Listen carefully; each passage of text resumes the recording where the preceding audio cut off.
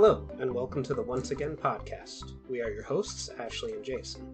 In this episode, we will be looking at the 2022 film, Fantastic Beasts: The Secrets of Dumbledore. In this series, we won't be doing a deep analysis of the film, or giving a bunch of behind-the-scenes facts, but rather giving our impressions of the overall film. We'll also be giving a score to the film, so wands at the ready, and enjoy this episode. I changed it up. That. I know, I read that and I thought it was cute earlier. Thank you. It was very cute. Before we begin the episode proper, I just want to thank those who contributed to the harrypotter.fandom.com/wiki, because I used this site to put together my notes for this episode, although I don't know how much I'll be actually going through the plot-by-plot parts of it. And in this, and as this film was released less than a week ago in America at the time of this recording, consider this your spoiler warning for the film going forward. If you don't want to know anything about it, don't listen to this episode. Oh yeah, we are not very good at being spoiler free, so yeah, we're gonna talk about everything. So let's dive into it. Fantastic Beasts: The Secrets of Dumbledore is the third of 5 planned installments in the Fantastic Beasts series. We could talk about that in a minute. And it is a spin-off / prequel series to the Harry Potter films. It is also the 11th film set in the Wizarding World. The film is directed by David Yates, with the screenplay by She Who Shall Not Be Named, and Steve Kloves. The film is produced by David Heyman, She Who Shall Not Be Named, and Lionel Wigram. It is edited by Mark Day, and the music was composed by John Newton Howard. The cinematography was by George Richmond. The production company is Warner Brother Pictures and Heyday Films. It was distributed by Warner Brother Pictures and has a runtime of 142 minutes. The Secrets of Dumbledore premiered at the Royal Festival Hall in London on March 29th, 2022. It was released on April 8th, 2022 in the UK, Ireland, and Japan, with a worldwide release a week later on April 15th. The film is scheduled for streaming on HBO Max 45 days after its theatrical debut, which I'm going to go ahead and recommend that you wait those 45 days. The budget for the film was $200 million, and at the time of this recording, the film has earned a $196.5 million. So right now it's still a box office loss. The film stars Eddie Redmayne as Newt Scamander, Jude Law as Albus Dumbledore, Ezra Miller as Credence Barebone, Dan Fogel as Jacob Kowalski, Alison Sodol as Queenie Goldstein, William Nadilem as Yusuf Kama, Cullum Turner as Theseus Scamander, Jessica Williams as, Lanny? Eulalie Lolly Hicks. Eulalie Lolly Hicks, Victoria Yeats as Bunty Broadacre, thank you. Poppy Corby Tooch, I'm guessing, or Teach? Tuich? Poppy Corby Tuich, I'll say, as Vinda Rosier. Oh, that's who that was, because they never say her name in it. Now It makes sense. Okay, all right. Fiona Galscott as Minerva McGonagall, and I want to talk about her in a little bit. Catherine Waterston as Tina Goldstein. Maria Ferdana Candido. I apologize for Candido. I apologize for butchering your name. As Vincenzia Santos. There you go, Vincenzia Santos. Dave Wong as Lu Tao. I believe I'm saying that correctly as well. Richard Coyle as Aberforth Dumbledore, Oliver Muscara as Anton Vogel, Valerie Parchner as Henrietta Fisher, and Mads Mikkelsen as Geralt Grindelwald. All right, so I have here the plot by plot according to the wiki, but we'll just go through it as we want to. So the film starts off with Albus Dumbledore in a restaurant waiting for Grindelwald to arrive, and right away it's kind of like, is this really happening? Or because as soon as the scene ends, it cuts back to Dumbledore at Hogwarts. So it does have that like dream-like feel. It's very like bright and... Yeah. The only thing... The scene is set up weird. It doesn't give off the... It's a real scene kind of thing. Yeah. The only reason for me that I think it's real is because Dumbledore has that interaction with the waitress. So I guess that makes it Maybe real. it's a memory. Like... Oh, I didn't even think about that. Somebody, I forget who pointed out to me that it's like he's looking in the pensive, and that could be what we're talking about there. Yeah. Like, he's rewatching this scene play out in the pensive just to see for himself. Because, he's always using that, we know, to formulate his plans and whatever he's doing all the time. That's true. Yeah, I hadn't considered that before you said this to me. So, yeah, that's very likely what would happen, or what did happen. But, yeah, Grindelwald tells Dumbledore to stay out of his way. And the two talk about how at one time they were in love with each other. Which evidently 6 seconds of this movie was cut to release to China, and that's part of the 6 seconds, all the references to them being in love with each other. I believe it. And evidently there was also a cut scene where when Grindelwald is leaving the restaurant, he kisses Dumbledore on the neck, and they cut that completely, even from the regular theatrical release. But yeah, so anyway... There's that scene. Which is funny, because I forget that anybody that's, like, not in the know doesn't know. The person I went with was like, oh, did we know that they were in love? And I was like, oh, no, we knew that. But from outside. From the writer herself. From, like, an outside perspective, though, that was unknown. He's never read the books either, so, like, his basis is not what the average viewer of this movie, I imagine, actually knows. So then we cut to Newt Scamander, and he's in the jungles at nighttime, and he arrives to help a Chillin, a magical creature that resembles a half-lizard, half-deer, in my opinion, give birth to its child. Despite this, Grindelwald's disciples, led by Credence, show up and attack and overpower Newt. They then kill the mother and kidnap the newborn. Unbeknownst to them, the Chillin has birthed twins, and the younger of which Newt is able to save after he wakes up. We'll get into more of the chillin' stuff later, because I don't think any of it's relative to what we're talking about now. But why was Newt alone? Yeah. This is, like, an important mission, and he does not have a single other person with him. Like, why was Yusuf not with him? Like, it's surprising to me that we just let him, again, go off by himself and do all these important things. Well, not only that, but this scene has...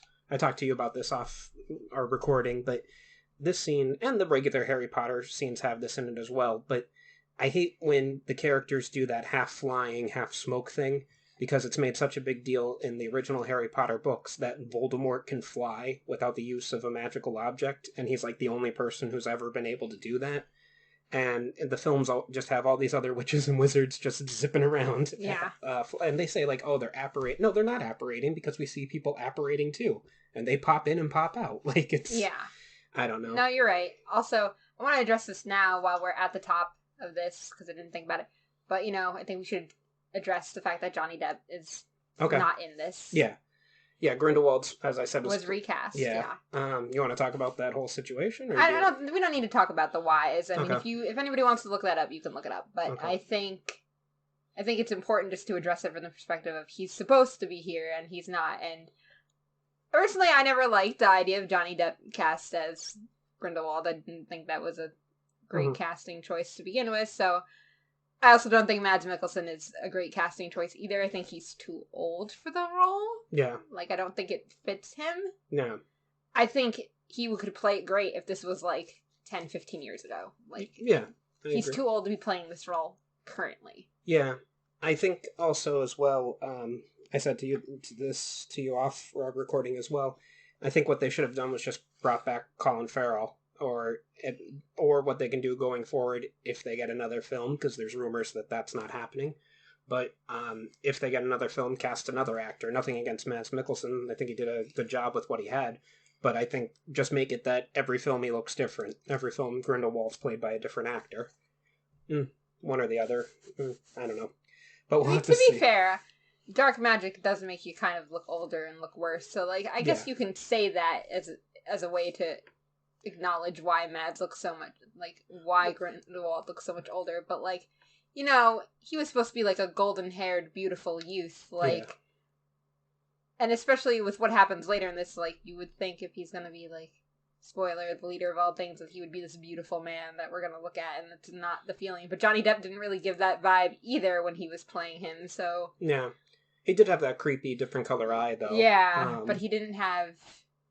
the other stuff. Like, they didn't make him a pretty boy, which I think, for the charismatic creature that, like, Grindelwald was supposed to be, we don't get that. Well, the whole thing with Johnny Depp, too, and his acting style is he either nails it, he hits a home run, grand slam out of the park, or he completely strikes out. There's no in between with Johnny Depp. Maz is more, he's a good actor, but he's lazy casting. Yeah. He looks like a bad guy. He's a bad guy. There you go. The one time I ever saw him not be a bad guy was that Star Wars movie that he's in, where he plays Jyn Erso's father. Yeah. So that's the only time I ever saw him not be a bad guy. Everything else, he's always a bad guy. But let's dive back into the plot, and we're at I don't know how exactly this is said. Newmengard? Yeah. Yeah, it's Grindelwald's castle, I guess I'd say. It's not what becomes his prison later. But we did. Different. It is a weird. Yeah. Thing that just exists. Like he's just hiding out in a castle. Yeah. That everybody seems to know he's at too. Like later on, it appears like everybody knew he was there pretty much. There's a lot of weirdness going on with what happens with Grindelwald in this movie. We'll talk about it, but at his castle, Grindelwald kills the Qilin to harness its ability of precognition after it doesn't bow to him. In the dead Qilin's blood, Grindelwald sees Albus showing the blood pact to Theseus and Newt in the Hogshead Inn. So yeah, that I read word for word. But I just, I don't know. The whole situation, I remember Queenie being there, and she's watching him, and she's like, oh, clearly this guy's evil. Like, I have a lot of opinions about who should not be named, her writing style, and basically she likes to address criticism that she received in the next installment of whatever she's writing. And here she got a lot of criticism for how Queenie behaved in the last movie, going off with Grindelwald and everything. So she has it in this one that she's more so like a prisoner being there. Like she's not willingly there, in my opinion. That's how it came off to me anyway. He's using her because she can read, which her whole reading minds ability, I mean, you can, if you're a wizard, you can kind of just learn to do that. Like, yeah. Voldemort does it, Harry kind of does it. Yeah, a lot of people have the ability to be a legend. Snape does it. Like, I don't know. Yeah, it's not like it's that rare. I guess it's rare to just be able to naturally do it, but you can kind of just learn to do it. I don't know. But moving right along, Newt and Theseus head to the Hogshead Inn in order to question Dumbledore for the best course of action against Grindelwald. With Dumbledore still powerless to break the blood troth... I think you meant oath. Yeah, with Dumbledore still powerless to break the blood oath that prevented him from fighting Grindelwald, he reveals that he has a plan to defeat Grindelwald and stop him from tearing the world apart with hatred, but they have to just trust him. It's interesting, another criticism was that Grindelwald's whole motivation in the last movie apparently was to stop World War II from happening. And our good guys are like, no, World War II needs to happen. Like, that's his whole thing was like, no, I gotta stop. And now he just wants to be in charge and kill all the humans. Like, yeah. Which is what he wanted in the book. So, like, that checks out, to be honest. Yeah. But I want to say that all the acting was fantastic in this movie, but it's just the plot for me was, I'll jump They did not have much to say. Like, they were not given anything. Like, Jude Law is, like, barely doing anything. Yeah. I think it's just, they gave him nothing to work with. Yeah. And it's this scene that he shows them the little blood pact that he has with Grindelwald, and he shows that even if he thinks about fighting Grindelwald, I guess, it starts to choke him and whatever. And which doesn't explain how he could totally plan to send people against Grindelwald and, like, be perfectly fine. Like, I don't understand the difference. Like, was he thinking of directly killing him? I don't know. Same here. But so, what is her name again? Eulalie. We can call her Laylee. Yeah, Laylee shows up, and she kind of tricks and this is the next scene. Laylee shows up, and she tricks Jacob into coming to work with her. She poses as this damsel in distress. Why did we even need to go get Jacob? We didn't. Like, this was one of those, like, Because Jacob's been in the first two movies, exactly. so gotta go grab Jacob. Yes, that's exactly what I was there's gonna no say. freaking reason at all. No. And honestly, Bailey is interesting, but also her accent annoys me the whole time. Yeah, she did this weird transcontinental accent that was took me out of the movie every time she spoke. She was good, but it just... And also, her and another character are kind of just, in my opinion, there to be potential love interests for Newt. I don't know. We'll talk about it more, but Jacob's bakery shop has fallen on hard times because of the Great Depression, and he wants nothing more to do with the wizarding world, but then he decides to help her out. She convinces him because he's a good person. So, in the Great Wizarding Express headed for Berlin, Newt, Theseus, Bunty Broadus, and... Broadacre. Excuse me, thank you, Broadacre, and Yusuf Kama greet the two, and which was something too. They use a port key to escape New York and then come through the Flu network onto the train. That I'm nitpicking, but that bugged me. Like, I was just, probably they went somewhere else that had Flu network access, but port keys get used a lot in this movie, and they don't disappear with the people, except when they do. They're a plot device for convenience. I'll go also, back they're into only ever supposed to be used once. That's at a specific time. Yeah. So I don't really know how they're making that work, but maybe they use time turners to go back and change how port keys work. Don't even start. But they arrive on the train, and Newt tells them, Dumbledore's got this plan to stop Grindelwald, and the plan is to not have a plan. Because Grindelwald can now see the future, so they need to do things to confuse him and split. Just make everyone do every weird thing in the book. Yeah, even preventing stuff that would help them. Like, they have to stop themselves from helping themselves. He gives Theseus a tie with a large golden pin, Jacob a wand, and Bunty the instructions that will burn when she sees them, as they set to fulfill their roles. And Bunty grabs Scamander's suitcase and tells him that no one can know the full plan, and they're off. The rest, she goes to have Newt's suitcases duplicated. Of which, because this is important, she gets 6 made. She asks for half a dozen. Yeah. So she gets 6 made, meaning there's 7 cases, including the original case. Yeah. That's all I'm going to say. Yeah, we'll get into that. That German suitcase maker who speaks perfect English without an accent, very, very flawlessly, could make 6 replicas of a suitcase just by looking at the outside of them. He must be a wizard himself. He's very talented. But the rest go off to Berlin in order to visit the German Ministry of Magic. Now, this whole scene, boy, listen, the time period that it's set in and the location that it's set in,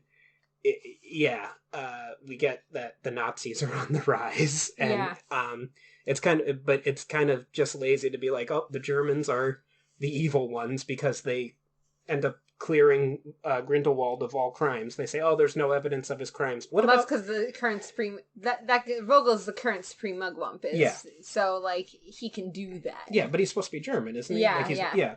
And he clears Grindelwald of all of his crimes, which Newt, before he does that, Newt gives him a message from Dumbledore telling him to do what is right, not what is easy. A little callback to the original series there. One of many callbacks in this film.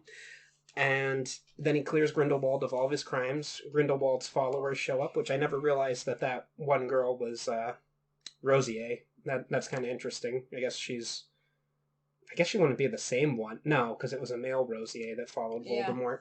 Anyway. Similar families, Yeah. But, we get... Because Kama is related to the Lestranges, so, Yeah, he's her brother or whatever. Yeah. So... But it's... Which I was going to go back and watch the first 2... I completely forgot about Yusuf in this movie until they mention... that line... A lot of this movie has lines that's like... Hey, maybe you didn't see the first 2 movies, so here's this character's backstory. This is what they did the last 2 movies. And that was there for me, because I was like, oh yeah, that's right, he wasn't. I was like, who's this Yusuf guy? And then when they said he was Lita Lestrange, I believe it was, her brother, I was like, oh, that's right, he was. That was the whole plot of the first movie, or the second movie. I can't remember. Second movie. Yeah. Yeah, so, we have him doing that, which again... and everybody's just okay, so we're gonna let this freaking crazy man just go decided free. to go for Supreme Mugwump. Like, no, Yeah. like... Which they never say Supreme Mugwump in the film, and I listened to several other podcasts talk about this, and they thought, what position is he running for? Like, he's running for President of Magic or something? Like, yeah, they're really not very... I guess because they don't want to say Supreme Mugwump a million times in the movie, and just, like... I don't know. Maybe that'll just confuse people, so they just went with, like, leader and stuff. Yeah. But, yeah. And in the little scuffle that Newt and all of them get into with Grindelwald, Theseus, his brother, is captured. They reunite with Dumbledore, and he tells Newt that Theseus is imprisoned and assigns... what was her name? Lolly. And assigns Lolly and Jacob the tasks of preventing an assassination attempt on Grindelwald's competitors. Grindelwald at his castle then has a vision of Yusuf coming there, and Dumbledore going to Baton to confront him, with Vinda looking on. The next morning, Yusuf enters the castle and is promptly installed... is promptly installed as a spy in Grindelwald's inner circle, after Grindelwald removes Yusuf's memories of Lita's death. That's so emotional that he removed it, which is... Okay, again, why here? And spoilers for later in the film, I was really looking forward to Yusuf, like, siding with Grindelwald here. Mm-hmm. Especially, like, this would be so informative to, like, Dumbledore, like, really trusting Snape, too, because, like, he would have been burned before. Like, right. That would have been so much more of, like, a story to me. Yeah. Instead of Yusuf still being like, nah, Team Dumbledore. Yeah, I'm like, going to do the right thing. Yeah, it... Especially after removing the memory of Lita's death. Like, you would think, like, that was, like, cool, we're good. I wonder if there was more that was cut from the film. Like, maybe there was a battle that Yusuf takes part in against Newt and all of them. Yeah. And then later in the film, he comes back and helps them. But I don't know. Like, maybe there was something that was cut. But it's just... It was just time wasting. It definitely... Yeah, it doesn't give us any sort of... Like, there's no... Yeah. Story here for this. Because like, he goes to Grindelwald and says, you killed my sister and Dumbledore sent me here to spy on you. And then Grindelwald's like, okay, well, let me take your sister's memory out of your head. Okay, now you work for me. And they're like, okay. Like, and then it just goes until the end of the movie where Yusuf comes back and works for them. Where did I leave off here? With the Berlin with Credence and Dumbledore, which is also a weird time-wasty scene. Yeah, Dumbledore walks across Berlin with Credence following him. As the one cool thing that I liked was Dumbledore had that little watch where you could see Credence in it. Yeah. It reminded me of Mad-Eye Moody's like Looking Glass, where I thought, oh, it's probably similar to, because Credence is so close to him, you can actually see him in the little, I guess it was a mirror, a pocket mirror. But Dumbledore walks across Berlin with Credence following him as Grindelwald has ordered him to kill Dumbledore. Aware of Credence's spying, Dumbledore quickly faces him and they fight due to Credence's anger about being abandoned. Dumbledore defeats Credence after a fierce fight, which, no, not really. It wasn't even really a fight. No, Dumbledore just kind of slapped him down. Yeah, and then we have the reveal that he's not Albus' brother, but rather Aberforth's son. Yeah. Which is interesting, but also the weird. Yeah, again, another way of her correcting a previous mistake that she made, because the timeline didn't work, because Dumbledore's his father would have been in prison already, and the mother would have been dead. I'm not sure that makes it better, to be honest, for Credence. Like, I could be more mad I was one of their sons. Like, yeah. Well, it's also, they say in the line that Aberforth fell in love with a Muggle girl the same time that Grindelwald and Dumbledore fell in love, and then she was sent away, and there were rumors of a baby, and it's like, you can't go check up on that? Like, you know. Yeah. My man. Get it together. And the whole time, they're also sending messages to each other through mirrors. Like, literally handwritten, finger-written messages on a mirror. I don't know. It's just strange. Meanwhile, in Berlin, Anton Vogel defends his stance on Grindelwald running as a candidate for the next Supreme Mugwump to the other high-profile ICW members. The ICW is the International Confederation of Wizards. Forgot to mention that before. But I don't think we need to get into details of what happens with the... Well, he just says, he should be able to run because the people won't vote for him. Yeah. And when they don't vote for him, he'll lose his supporters or something along those lines. And then next is really... It's interesting, but I don't think we need to get into too many. I don't think we need to read directly what you have. Okay.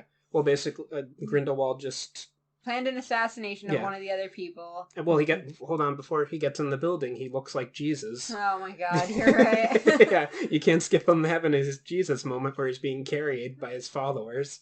But yeah, he plans an assassination, and Jacob just goes to confront him because he wants Queenie back, and it turns out... And the whole thing with Jacob and Queenie just makes me uncomfortable this entire movie. Because it's like, Jacob, this is why Jacob shouldn't even be here. Like, why is Jacob here? We don't need him. He's here to be some weird, like, it's almost supposed to be comic relief. Like, he's the weird human there. He's comic relief for us, the audience, and I guess in Dumbledore's plan, maybe he's a lamb for slaughter. We know Dumbledore I think it's also, in Dumbledore's plan, like, Jacob is extra chaos because, like, who knows what the Queenie is going to do in regards to Jacob. Mm-hmm. Exactly. Which throws a wrench in plans, because, like, Dumbledore can't plan for Queenie at all. Yeah. But it all goes wrong, and it looks like Jacob tries to assassinate Grindelwald, which... How would that have worked? Because he's a muggle using a wand that doesn't even have a core in it. Yeah. But yeah, all the other wizards are like, oh, poor Grindelwald was almost assassinated by this person who couldn't do anything to him. And then Jacob and Lolly. I keep screwing it up. They only say her name like twice in the movie, so... They really don't. Yeah. But they escape using that portkey trick with her book again, which again... Changing how portkeys work.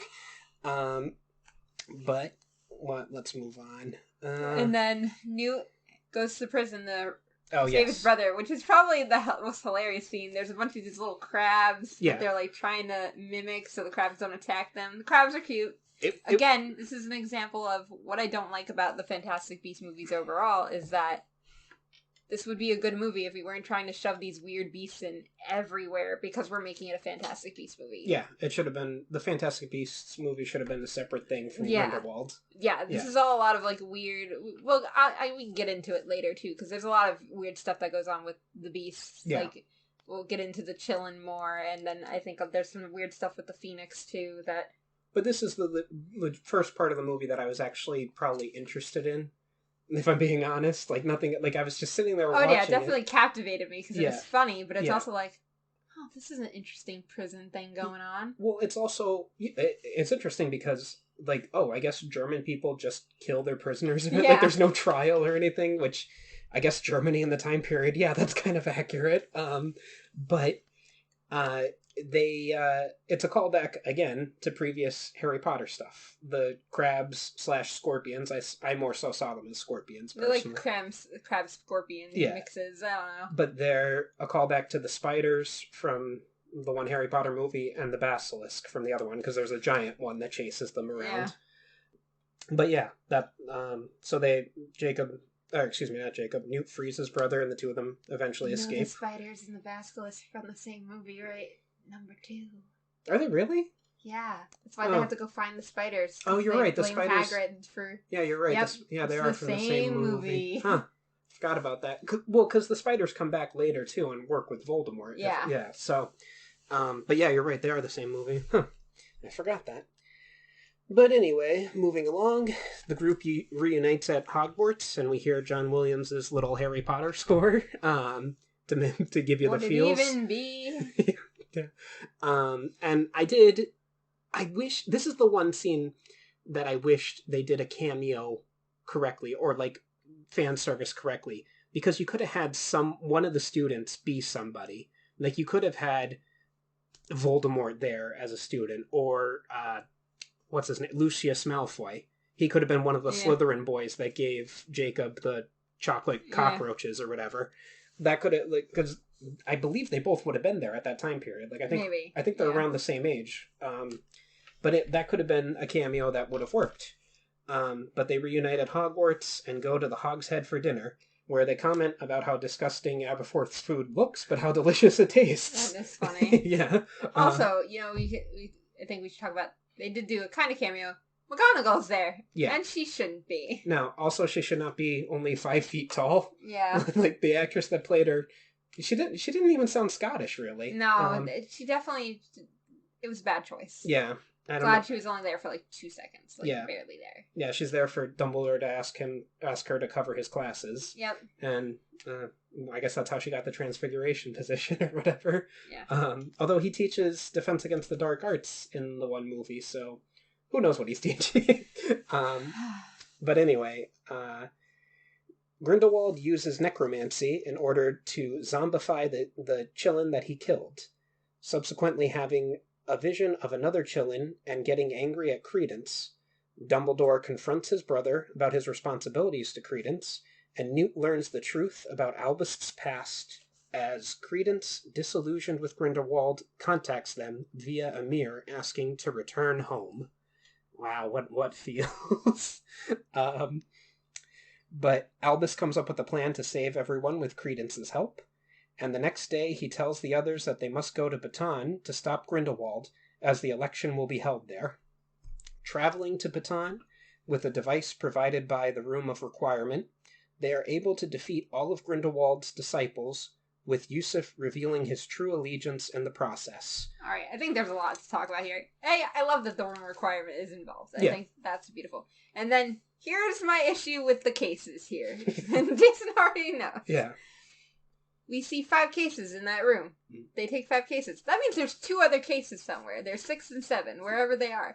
And at this point in the movie, I'm like, by the time, because all the cases are pretty much accounted for except Bunty's, by the time we defeat all the disciples and all that happens. Like, we've already dealt with 4 out of 5 cases. And I was like, oh man, Bunty's gonna get caught wherever Bunty is, or like, Bunty's gonna show her true allegiance, and it's not gonna be to these people, like, something's gonna happen. And I was like, maybe Tina's gonna come out of nowhere and have the 6th case, like, and then that's gonna get taken, and then it'll be the 7th case. Like, I thought there was gonna be some crazy shit going on with the cases. And then it didn't happen. No. And I'm like, but there's 2 other cases. Where's the other cases in this scenario? Maybe they're inside Newt's case. I don't know. But yeah, it's a fair question to ask. The one thing that they did do that was nice was Dumbledore set up all the cases with different callbacks. The Monster Book of Monsters is in one, and a bludger and a bunch of other things from Quidditch. And so they start attacking Grindelwald's followers. And then a bunch of pastries fall out the one. It reminded me of like the Lestrange Vault. The letters too, and the Lestrange Vault. Like, I got both of those things. Yeah, I got the Lestrange Vault because like every time they were hitting something, they multiplied. Yeah, so that was fun. But anyway, Grindelwald uses the zombified Qilin to be announced as Supreme Mugwump because it has to bow to you. It shows that you have the purest heart and would be the best leader.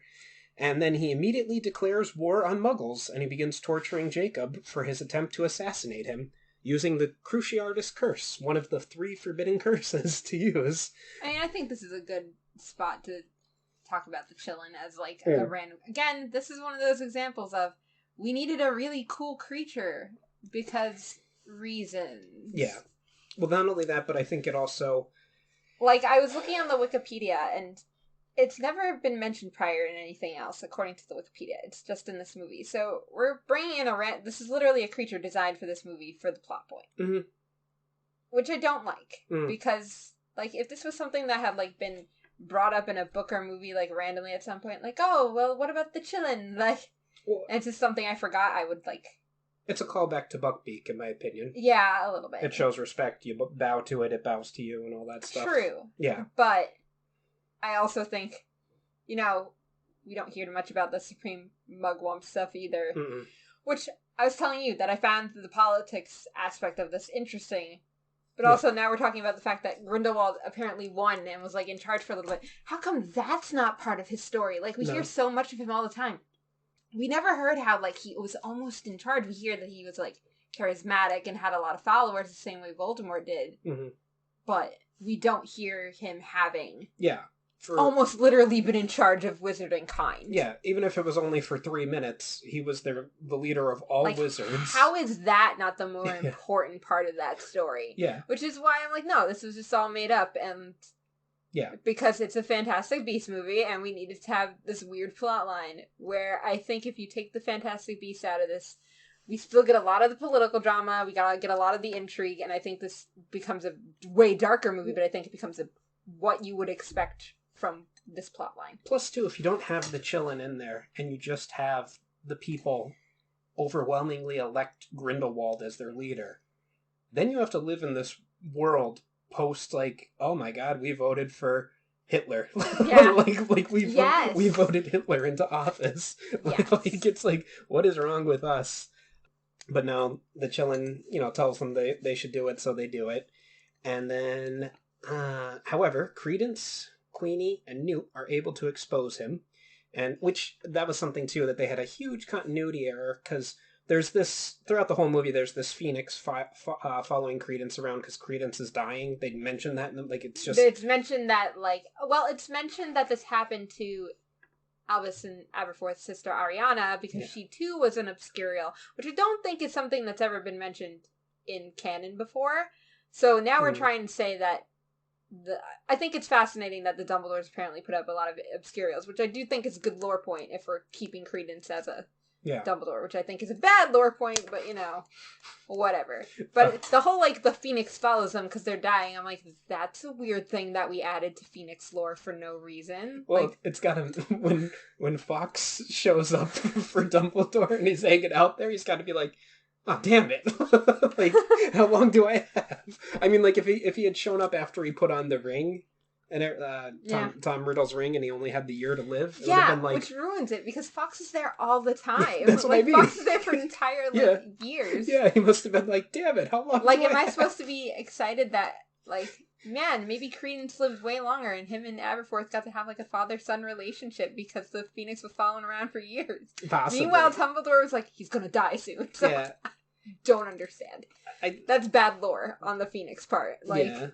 Well, I think there was probably a plan to get rid of Credence in the story, but I think this is also executives' decisions because of what a problem Ezra Miller's been for years now, and most recently a big problem. But I've heard people talking about how at Warner Brothers they're trying to turn the Flash movie into a Batman movie now. Because they're like, oh my god, this Ezra Miller guy, but we'll see what happens with that. But anyway, they expose him. Which I was gonna say there was a continuity error because Credence walks up to him and rubs a bit of ash on Grindelwald's face from the Phoenix. Yeah, and then the next second, when it cuts back to Grindelwald, the ash isn't there anymore, and they don't show him wipe it off or anything. It's just. A small continuity error that made it into this movie. But anyway, they expose him, and Venencia is chosen as the Supreme Mugwump after Dumbledore refuses the position. The real Chillin that Newt had the whole time comes up and picks... Which is extra fascinating, because as we've talked, Dumbledore is Supreme Mugwump. In the book series, he's Supreme Mugwump up until... everybody basically ousts him because they don't believe Voldemort's actually back. Right. So, at the start of our series, prior to the start of that Harry Potter books, he's elected Supreme Mugwump somewhere along the line. Yeah, I don't know how long their terms go for, because the guy at the beginning seems relatively about the same age as the rest of them, like in his 50s maybe at the oldest. And, but his term's up as Supreme Mugwump, so maybe they have... I don't know, 10 years? Something like that? Well, it would be interesting if we had gotten any of that information, but we didn't get the political information. We got everything else on the planet. Well, it's also funny, too, because they say the Chillin picks you because you have a pure heart and everything like that, but Dumbledore doesn't. Like, this is my problem with... You can't have your Dumbledore cake and eat it, too. Like, it's revealed to us in the 7th book that he's a scumbag. He's always been a scumbag. I don't know why they used purity. Like, they could have been, the Chillin just chooses who it thinks, it knows the best. Yeah, is the wisest. Who's the wisest. Who's the wisest for the job or something. Yeah. That, if it had been that, it would have been fine, but having him be pure, I'm like, no, that doesn't work for me. Who has, the best intentions for their kind. Yeah. Because then I could, maybe see Dumbledore. Yeah. But, odd. Yeah. But anyway, moving back into the plot, Grindelwald's plans have been foiled, and he angrily attempts to kill Credence, but Albus and Aberforth save him. I guess presumably this is supposed to be like when the three of them battled before, but it's just for half a second. And as he was protecting Credence rather than attacking Grindelwald in the clash, the blood pact finally breaks, and Dumbledore immediately battles Grindelwald. The intense battle ends with their wands at each other's heads and their hands on each other's hearts, reaching a stalemate. and Grindelwald subsequently retreats. We know that this isn't. I think that's a powerful scene. I do think it's weird that they were inside their weird bubble. That was. Oh, you like that Doctor Strange mirror dimension stuff? Let's just rip that off of Marvel and put it in our movie. I kind of like it because it's like that's the thing about all of the Harry Potter movies, especially when you get to characters like Dumbledore and Grindelwald and Voldemort, who are supposed to be so knowledgeable about magic and so powerful. Like, the best fight was when Voldemort and Dumbledore fought in the Ministry of Magic, and they were doing stuff like Voldemort tried to throw the broken glass at Dumbledore, and he turned it into snow, and like he made a giant snake out of the water and everything. Like, they weren't just shooting lasers at each other like everyone else does. Pew, pew, like that's what you want to see, is like an epic magical battle. And, they have their moment of prior and contente with each other where their wands connect and everything, but we don't get to see what their last spells that they used were. Yeah. But, yeah, it is a real moment, and you can tell that there's still stuff going on between the two of them, that there is some feelings there between the two of them. But yeah, Grindelwald retreats after making some sort of statement that doesn't come to my mind right now. He says, "I was never your enemy," or and I'm still not, or something like that. Yeah, something like that. He says it to the crowd, but the camera pans on Dumbledore, so he's speaking directly to him. And then he flees. And then the dying Credence is taken away by his father, as the Phoenix mournfully follows them. In the aftermath of the election, Jacob and Queenie marry, with most of the group and Tina attending. So this is interesting because it's been previously established that wizards and non-mage, as they're called in America. No mage, excuse me. Yeah, it's so stupid. Like, why wouldn't we just use muggle? The term clearly predates America being founded, but whatever. That no mages and wizard kind can't marry each other in America, but I guess at some point they changed that.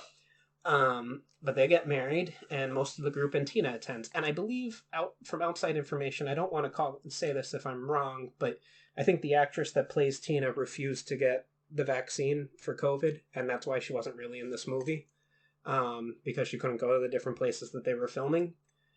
But so it is what it is. And then Dumbledore watches from a distance like a creeper. He doesn't actually go into the wedding. He does talk to Newt for a while. Yeah.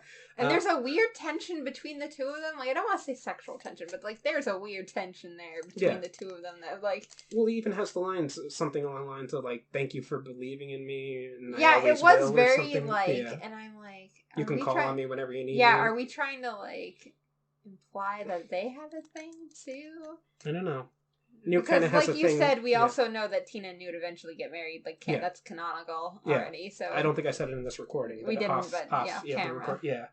But we do know that Tina and Newt end up together because I believe their grandchildren are in the Harry Potter But books. Also, I don't know if there's anything going on between Tina and Lally too, because there was some weird stuff there. So I don't know what's going on. Yeah. I don't know if that's she who shall not be named trying to overcorrect by mistakes that she's made publicly. That she's made publicly. That she just keeps doubling down on. That she keeps doubling down on, and then writes this stuff. It's like, no, that doesn't work, but okay. Yeah, I don't know. Well, I forgot to write down my overall score and everything for it, but I don't know. I have mixed feelings. I think mostly this movie is boring. I think the acting is very good. I think it's shot very well. I heard that a lot too from other people saying that it was boring. Yeah, the story just isn't there. Like it's not giving me anything. It's not, like I said, if it had been the election, the people elected Grindelwald and then were like, what the hell did we do? Like, why did we, like, just something, like some sort of conflict for these people that they have to live in this world. It's supposed to be a terrible time, and I don't know. But I don't know. I give it a 5 out of 10. It'd be fine as background noise, and I'll probably watch it again when it goes on HBO Max, but I'm not in any rush. But I recommend, if you are interested and you've listened to us at this point for some reason you haven't seen it, wait the 45 days and watch it when it goes on HBO Max. I don't know if I'd give it a 5 or a 6. Like, I think what it does for the lore in some parts is really good, but I do think it suffers from being a Fantastic Beasts movie. Yeah. I I don't know why we continue to make a Fantastic Beasts series. And my only takeaway at this point is we're trying to keep it PG-13 and for kids too. And it's like, no, but the storylines you're giving us are meant to be more adult storylines. Yeah. Like, the people who want to watch this, who want to see these things, are people in their 30s now. Mm-hmm. Like, I would rather something darker and, like, we skip all this weird beast stuff. Because now we're doing, like I said, we're doing a lot of weird things to the lore. Like, some of the lore things are great, but other times we're just doing a lot of weirdness that doesn't work well at the end of the day. Yeah. Yeah, I have a lot of problems with it.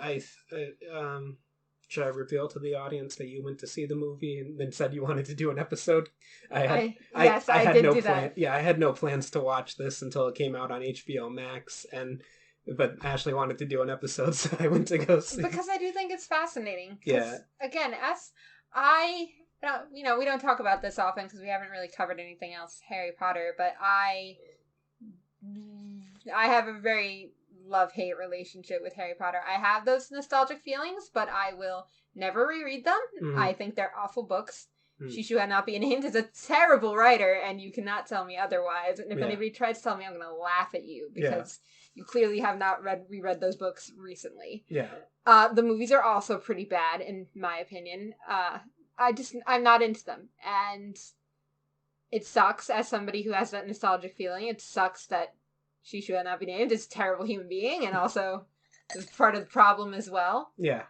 And, like, I generally don't like to cover this sort of thing, but I wanted to see it because it was Dumbledore stuff, and I think Dumbledore stuff is always interesting, and the Grindelwald stuff is interesting. Like, that's the story we all want to know. Like, that's the kind of stuff I wanted to know about the Marauders. I want to know what's going on with Grindelwald and Dumbledore. Like, that's the stories I wanted. Mm-hmm. And I think the disappointing factor here is we're not getting those stories. We're getting it half-assed because we're getting Newt Scamander. We're getting his story. Yeah. And we're getting all these other stuff adjacent to it. And it's like, well, Newt is not a good enough protagonist for me to carry this many movies. He was great for that one film, but now he's carrying these movies that have nothing to do with him. Like, he doesn't need to be there. Well, I mean, it's been 3 movies, and he hasn't changed at all. No, he's still kind of the, like, sniveling, like, I'm just, like, a goody two-shoes, I'm here, like, I'm unassuming. It's like, no, like, you're turned into a badass or something. Like, become my Neville. Like, what are you doing here? Yeah.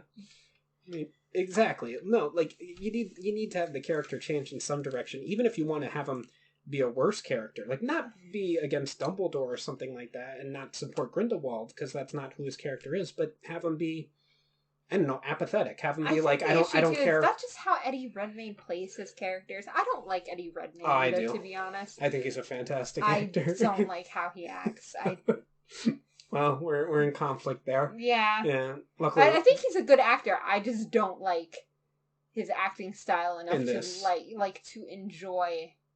No, I can understand, because he's playing a children's movie character in these movies, and it's slightly annoying. He's good at it, but it's just because again, these have no business being children's movies at this point. Like, well, and no one else is the way that he is in these movies. Yeah, no one else is acting like this. Yeah, everyone else is like a real person. Like, Jacob is probably the next closest, like, silly thing in the movies, and it's like, yeah. But I mean, you look at like his brother Theseus, and you're like, how did Newt end up this way when Theseus is like not that siblings are similar or anything, but I don't know, they're just complete opposites. But anyway, I guess that's all we have to say about this. Yeah, okay. I think that's all we have to say. Well, this has been the Once Again Podcast. Any questions, comments, or critiques can be addressed to our email at onceagainpod@gmail.com. Follow us on our social media accounts, Once Again Pod, all one word, on Twitter and Instagram. If you would like to contribute to the podcast, we have several tiers available on patreon.com/onceagainpod. As always, a like, follow, or share would be greatly appreciated. Thank you, have a wonderful day, and remember, we will entertain you. We will always entertain you.